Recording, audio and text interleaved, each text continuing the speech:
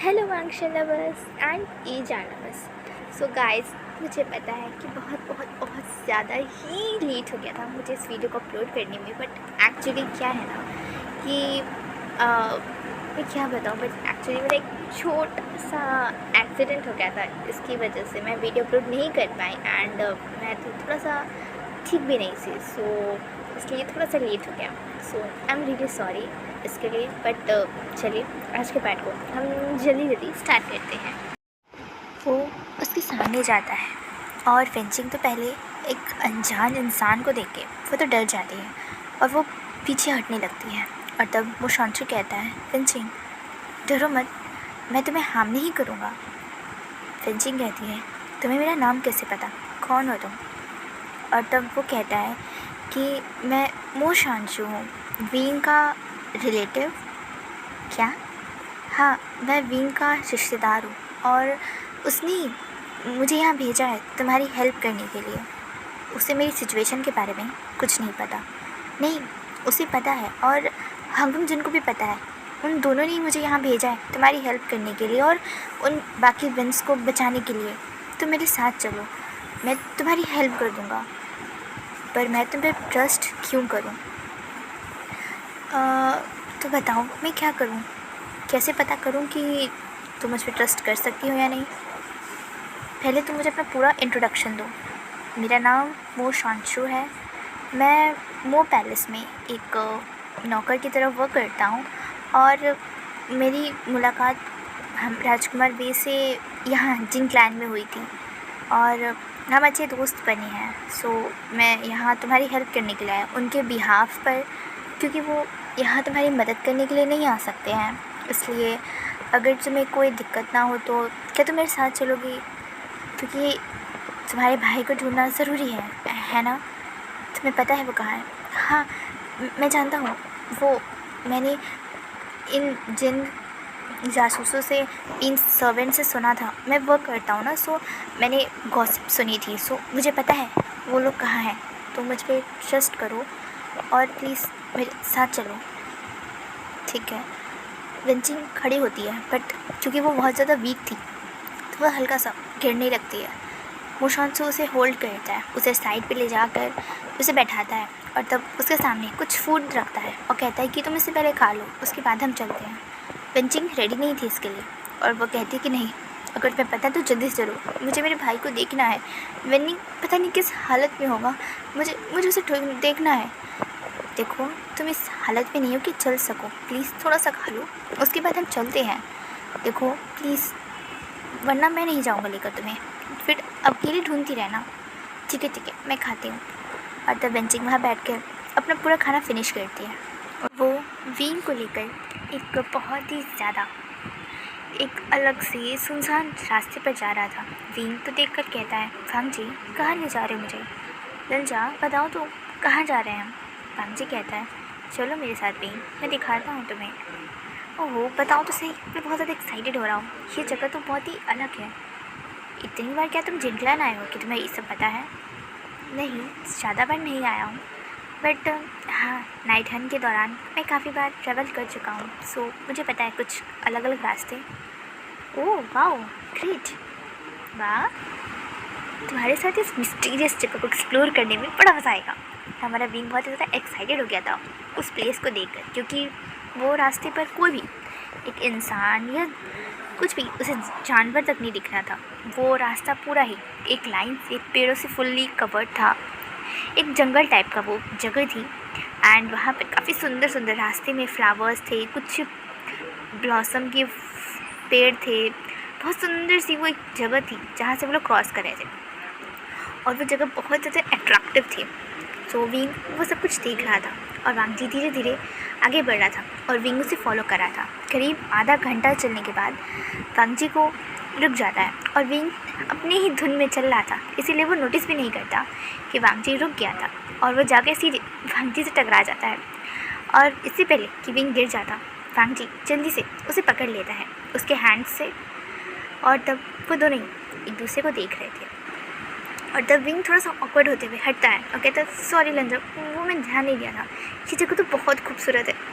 Wow, तुम्हें तो इतनी अच्छी जगह पता है। और तब वांगजी कहता है हाँ वैसे तो मुझे यहाँ लाए क्यों। तब वांगजी कहता है इशारे से उसके पीछे देखने को। और जब से ही विंग उसके पीछे देखता है वो तो एकदम हैरान हो जाता है। वहाँ पर एक बहुत ही ज़्यादा सुंदर सा एक छोटा सा पॉन्ड था। उसका पानी बहुत ज़्यादा साफ़ था। उसके अंदर बहुत सारी मछलियाँ थी जो बस आँखों से देखी जा सकती थी। और उसके सामने बहुत ज़्यादा ब्यूटीफुल पेड़ थे जिस पे कुछ में सेब के फूल मीन्स एप्पल लगे हुए थे। एंड वो जगह बहुत ज़्यादा सुंदर लग रहा था। वो एक नेचुरल ब्यूटी थी।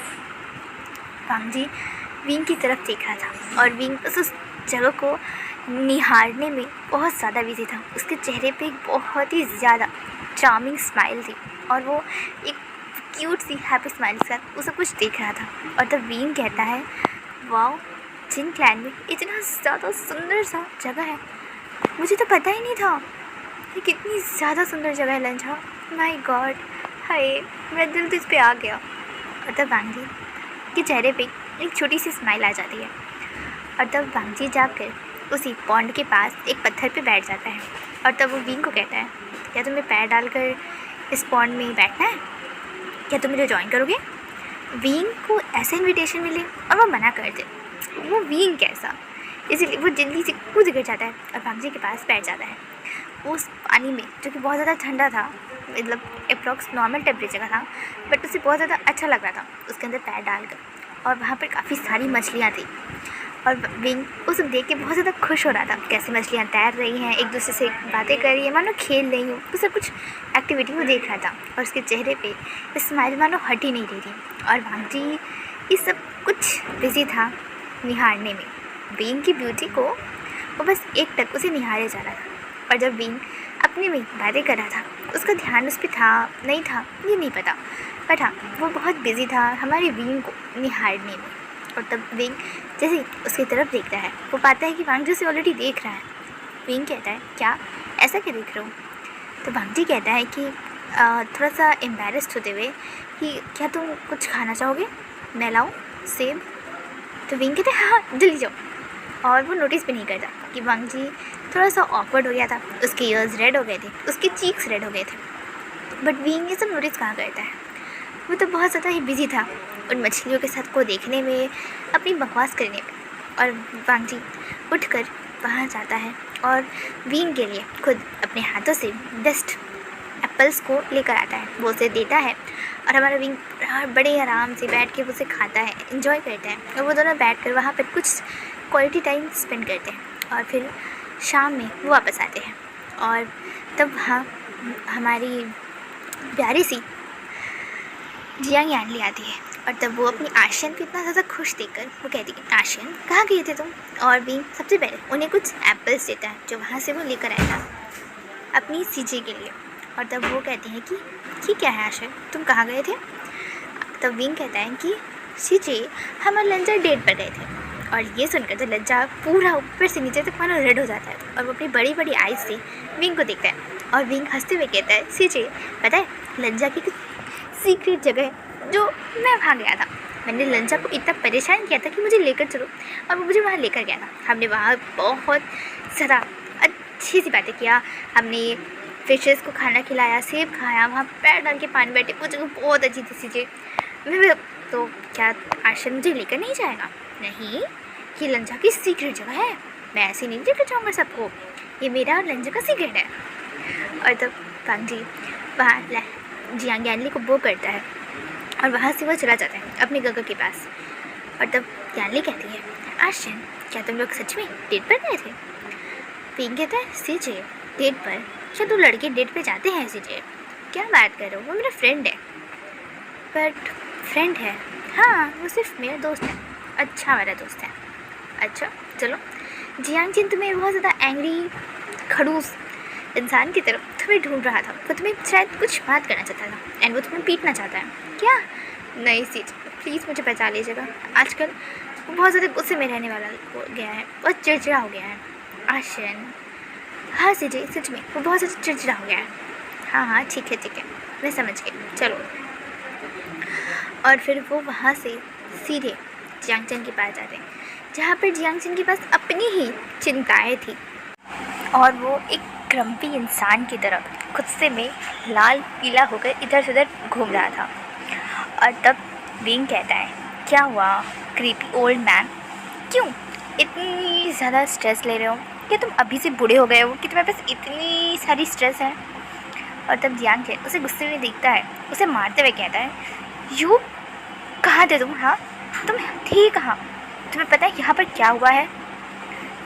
हंटिंग के दौरान तुमने सभी बीस्ट को और सभी एनिमल्स को पकड़ लिया है, इसीलिए सब हमारे क्लाइंट पर इल्ज़ाम लगा रहे हैं कि हमने धोखे से ये सब कुछ किया है। और तुमने ये किया कैसे, ये ज़रा बताओगे तुम मुझे? कुछ भी नहीं किया मैंने तो बस बैठ के फ्लूट बजा रहा था। सीजे देखो ना, ये मुझे ब्लेम कर रहा है, ये मुझ पर झूठा झूठा इल्ज़ाम लगा रहा है, ये तो गलत बात है। मैंने तो कुछ भी नहीं किया, तुम्हें यकीन नहीं तो लंजा से पूछ लो, वो था मेरे साथ वहाँ पे।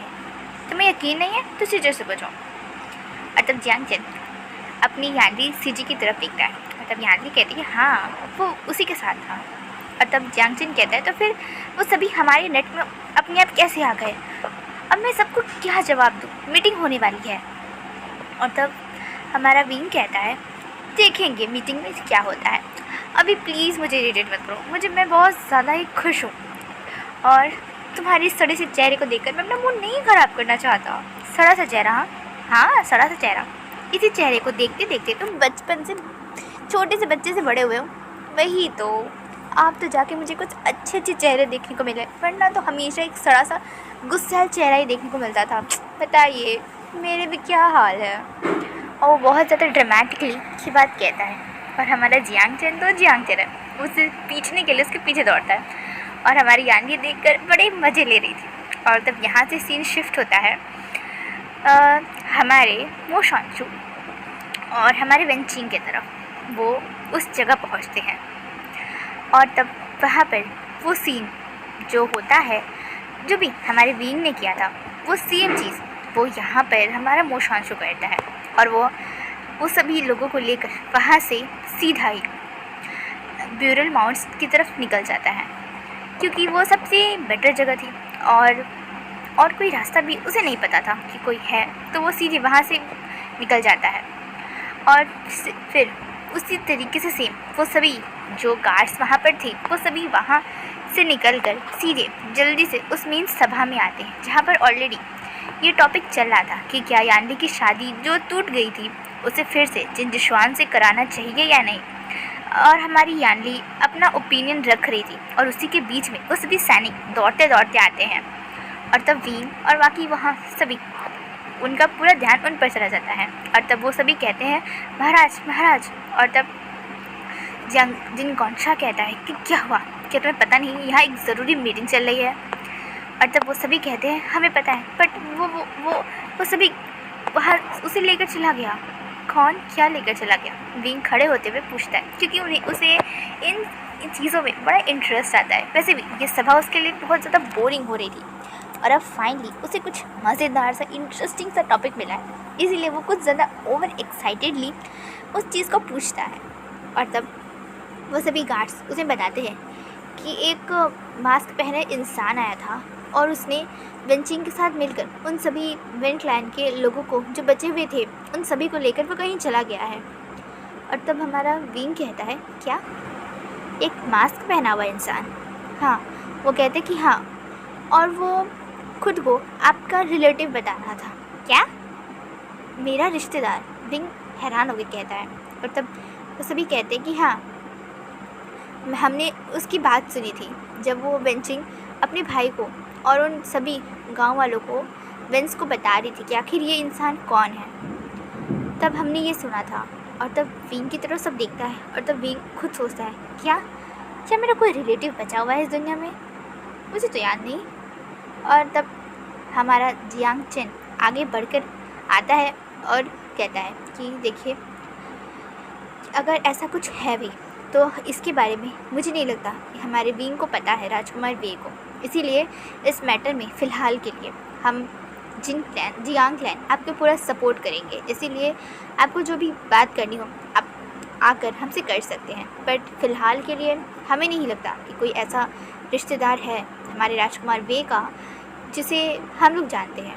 और वो विंग की तरफ देखता है और विंग भी कन्फ्यूज़न के साथ ही नोट करता है।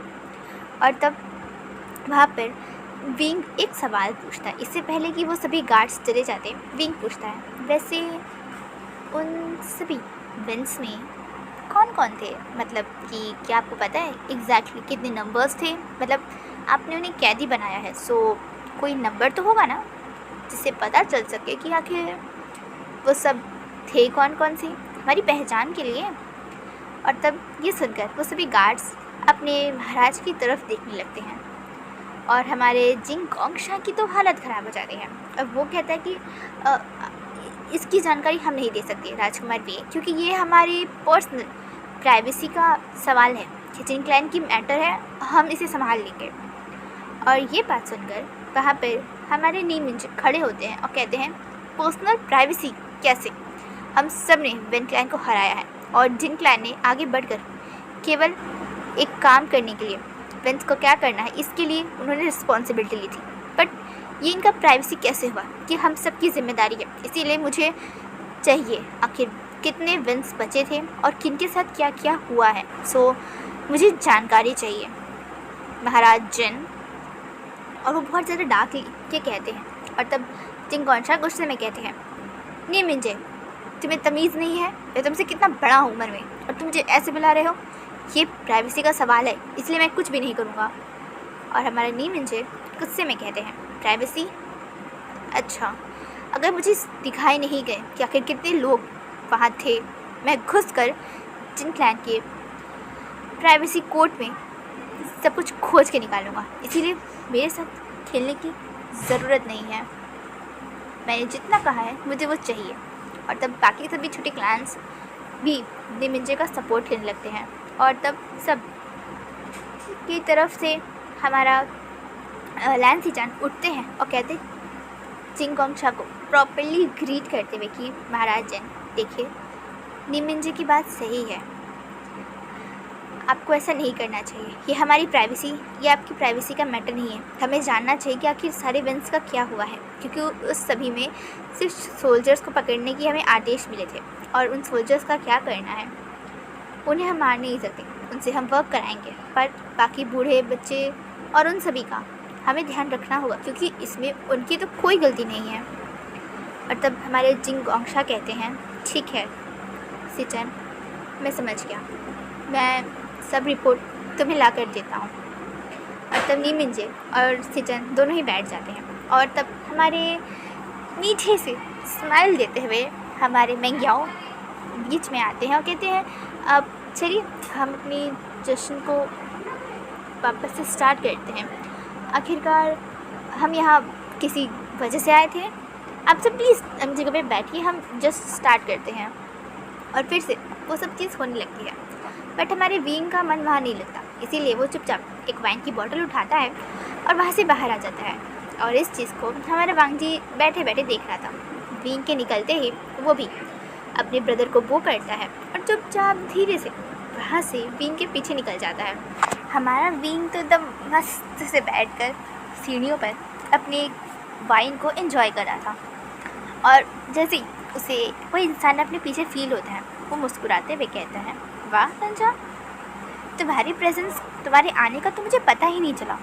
तुम्हारी ये सुंदर सी सैंडलवुड स्मेल अगर मैं फ़ील नहीं करता तो शायद पहचान भी नहीं पाता। वैसे तुम काफ़ी अच्छे स्पाई बन सकते हो, तुम्हारे आने और जाने का तो पता ही नहीं चलता। तुम इतने शांत हो कैसे जाते हो? मेरे तो आने और जाने का कितना ज़्यादा पता चलता है। और तब भांगची कहता है, विंग, अच्छा ठीक है मैं तुम्हें टीज़ नहीं करा, बट सच में तुम काफ़ी क्वाइट हो। तुम्हें लगता है मैं क्वाइट हूँ? हाँ, तुम क्वाइट नहीं हो तो फिर क्वाइट की डेफिनेशन क्या है मिस्टर हैंगबिंग जन, the most respected second land of Kusu wing. पर तुम क्यों बाहर आ गए? मेरा तो मन नहीं लग रहा था। मेरा भी नहीं लग रहा था। वैसे भी उस बेकार सी पार्टी में रखा ही गया है। वो सभी बूढ़े अपने सर को परेशान करेंगे, इरिटेट करेंगे और पता नहीं क्या क्या करेंगे, इसलिए मुझे तो कुछ भी नहीं करना वहाँ। और तब हमारा वांगची कहता है, तो क्या तुम मेरे साथ कहीं चलोगे? वांगची की तरफ विंग देखता है और तब विंग हंसते हुए कहता है, रंजा, तुम कुछ ज़्यादा ही सीक्रेट प्लेसेस नहीं जानते? वांगची कहता है, सीक्रेट प्लेस नहीं विंग, मुझे मार्केट से कुछ सामान चाहिए, क्या तुम चलोगे? हाँ चलो, वैसे भी यहाँ बैठ कर पीने से अच्छा मैं वांग जी की क्यूट सी कंपनी को एंजॉय करूँ। और तब वांग जी विंग की तरफ देखता है अपनी बड़ी बड़ी आंखें दिखाते हुए, और तब विंग हंसते हुए कहता है, ऐसे क्यों देख रहे हो, खा जाना है क्या मुझे? और तब वांग जी कहता है बिना कुछ कहे वहाँ से उठकर सीधे चलने लगता है, और विंग भी उसके पीछे दौड़ते हुए कहता आता है कि रंजा धीरे धीरे, मैं इतना ड्रंक हूँ, मैं कैसे चलूँगा? और वो बहुत ही ड्रामेटिक ये सब कह रहा था, और वांग जी बिल्कुल फुल्ली इग्नोर करके आराम से अपने चल रहा था। वो मार्केट जाता है और वहाँ से वो कुछ अपने लिए कुछ फ्लावर के सीड्स बाय करता है, और विंग कहता है फ्लावर सीड्स क्यों? तो वांग जी उसकी जब दिखता है और कहता है जिंशी के आसपास कुछ खाली जगह है, मैं चाहता हूँ कि मैं उसे कुछ सुंदर सुंदर फ्लावर्स से भर दूँ, तो बताओ तुम्हें कौन कौन से फ्लावर्स पसंद है, मैं उसी के सीड्स लूँगा। विंग कुछ फ्लावर्स बताता है और वांग जी उन्हीं सीड्स को लेता है, और तब विंग चिढ़ाते हुए कहता है वांग जी बट तुम्हें तो अपनी गर्लफ्रेंड की पसंद का लेना चाहिए, तुम मेरी पसंद का क्यों ले रहे हो? वांग जी वैसे भी अब तो तुम बड़े हो चुके हो, 16 साल के तो हो ही चुके हो, एक दो ठो अच्छे अच्छे पार्टनर्स ढूंढ लो, तुम्हें सिंगल तो नहीं ना मरना है। हाँ वैसे कोई पसंद है भी या नहीं? वो उसे टीजिंग वे में उसे पूछ रहा था, और वांग जी उसकी तरफ गुस्से में देखता है, और तब विंग कहता है अच्छा ठीक है ओके आई अंडरस्टैंड मिस्टर हैंग विंगजन, आप सिंगल बनना चाहते हैं, आप अपने सिंगलहुड को आजीवन एंजॉय करना चाहते हैं, आई नो, मेरी तरफ से आपको बहुत बहुत बहुत ज़्यादा मुबारक हो। चलिए तो अब मैं चलता हूँ, मुझे कुछ 2-3 जार ऑफ वाइन्स और चाहिए। और वैसा कहकर वहाँ से चुपचाप निकल जाता है, और हमारे वांग जी तो बस वहीं खड़ा ही रह जाता है। और तब यहाँ से